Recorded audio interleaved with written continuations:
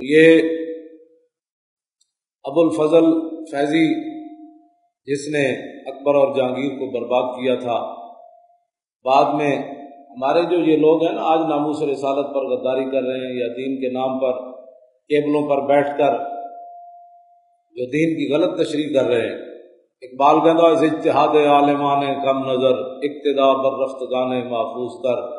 اقبال کہتا ہے اتنے اے جڑے نویں پلچڑیاں چھڑ دیں مولوی، اے کیبلاں تے بہ کے زنانیاں شریعت دے مسئلے دسدیاں،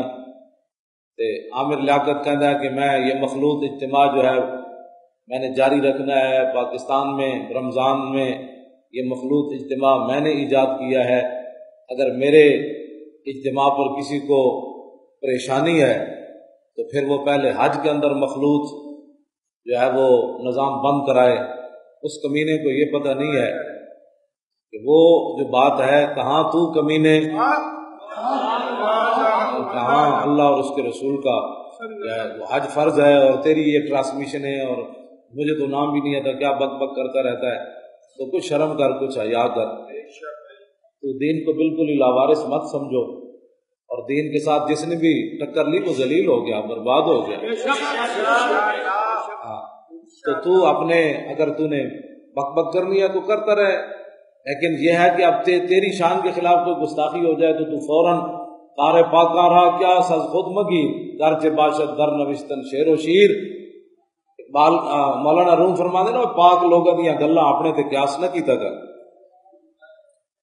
تینوں اللہ رسول دا حج جڑا وہ اپنی گندی ہے جڑا تو نظام چلا رہا ہے تو یہ تے قیاس کرنا چاہنا ذلیلا۔ وہاں اللہ کا گھر سامنے، وہاں تو بڑے بڑے لوگوں کا پتا پانی ہو جاتا ہے، وہاں تو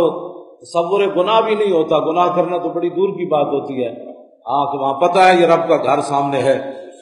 اور میں کس جگہ کھڑا ہوں، یہ میری جگہ تو نہیں، یہ تو اس کا فضل ہے، اس نے مجھے اپنے گھر میں بلا لیا ہے۔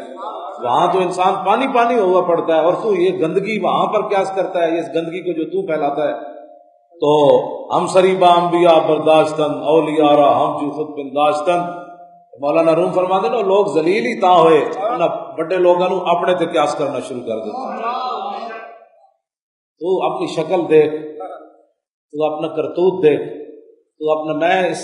پاک جگہ بیٹھ کر میں تیرے بارے میں کوئی تبصرہ نہیں کرنا چاہتا، نہ تجھے میں پڑھانا چاہتا ہوں، صرف میں تجھے یہ سمجھانا چاہتا ہوں کہ تو مت دین کا مجتہد بن۔ ہمارے بزرگ یہ فیصلے سارے پہلے کر گئے کہ مسئلے کس نے بیان کرنے ہیں، ہاں جی، اور کس طریقے سے بیان کرنے ہیں، کہاں بیان کرنے ہیں، کتنے بیان کرنے ہیں۔ رمضان میں میرے آقا و مولا نے بھی رمضان گزارا۔ ذلیل کے بچے تو پڑھ ام المومنین کیا فرماتی ہیں، حضور کا رمضان کیسے گزرتا تھا۔ پھر صحابہ نے بھی رمضان گزارا، تابعین نے صحابہ کے رمضان کو بھی دیکھا، پھر تبع تابعین نے تابعین کے رمضان کو بھی دیکھا، پھر سلطان الہند کے رمضان کو خواجہ قطب الدین بختیار کاکی نے بھی دیکھا، پھر خواجہ عثمان ہارونی کے رمضان کو سلطان الہند نے بھی دیکھا، اور داتا صاحب نے اپنے پیر شیخ ختلی کو بھی دیکھا رمضان کیسے گزرا، بابا فرید کو محبوب الہی نے بھی دیکھا رمضان کیسے گزرا، اعلیٰ حضرت بریلوی کے مریدوں اور شہزادوں نے دیکھا امام احمد رضا نے رمضان کیسے گزارا، اور امام ربانی کے مریدوں مولانا بدر الدین سرہندی اور آپ کے صاحبزادوں نے بھی دیکھا کہ مولانا امام ربانی نے رمضان کیسے گزارا۔ تو آج مت جو ہے ہمیں بتا کہ عورتوں اور مردوں کو بٹھا کر رمضان یہ ہمارے کسی بزرگ نے نہیں گزارا، اور تو اپنی گندگی جو ہے وہ اس کو چھپا کے رکھ، دین کے ساتھ مت ٹکر لے۔ میں صرف تیرے خلاف اتنی بات، ورنہ مجھے آپ کو پتہ ہے میں کتنی سخت گفتگو کرتا ہوں، لیکن میں اس کو چڑھانا نہیں چاہتا، نہ اس کو میں منہ لگانا چاہتا ہوں۔ میں نے تو اسے مینار پاکستان سٹیج پر سلام لینے سے انکار کر دیا تھا، پھر یہ میرے گھٹنوں میں بیٹھ گیا تھا، جی سلام تو لے لے۔ تو اپنی اوقات کے اندر رہ، اور تو شریعت کے معاملات میں ہم جیسے بھی ہیں وارث ضرور ہے شریعت کے، تو یہ مت تو سمجھ کہ شریعت لا وارث ہے، اس کا کوئی محافظ نہیں ہے، ہم اس کے وارث موجود ہیں، اور وارثی تو تھے کہ ڈی چوک جا بیٹھے آپ۔ اس واسطے اتنی بات ہے کہ تو مردوں اور عورتوں کو ملا کر کیا رمضان گزارنا چاہتا ہے۔ اہم تراویح کے موقع پر تو مسلمانوں کو نماز سے روک کر کون سے رمضان کی برکات دینا چاہتا ہے؟ تو جانتا ہے کہ حضور نے کیا فرمایا، جس کی ایک نماز رہ جائے، جانتا ہے کہ حضور نے کیا فرمایا؟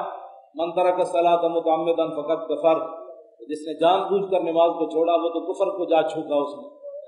وہ تو کفر کی حدوں تک جا پہنچا۔ میں بڑا محتاط ترجمہ کر رہا ہوں